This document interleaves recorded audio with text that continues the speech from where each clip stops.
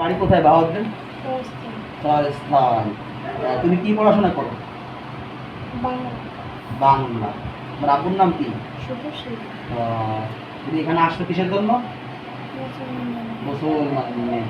আজকে একটু পরিষ্কার করে দেবো, 4 দিন পরে তোমাকে মুসলমানি দেবে, এই কথা বলছি তোমার সাথে, তাই না?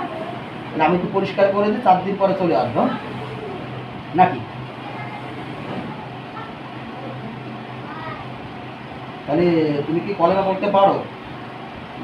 হ্যাঁ, কলেমাগুলো পড়ো শুনি, শুরু করে পড়ো শুনি, বলো।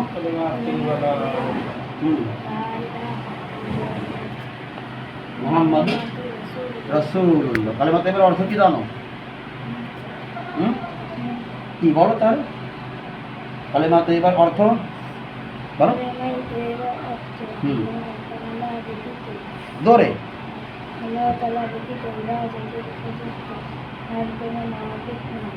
হযরত মুহাম্মদ সাল্লাল্লাহু আলাইহি ওয়াসাল্লাম আল্লাহ তাআলার বান্দা ও রাসূল।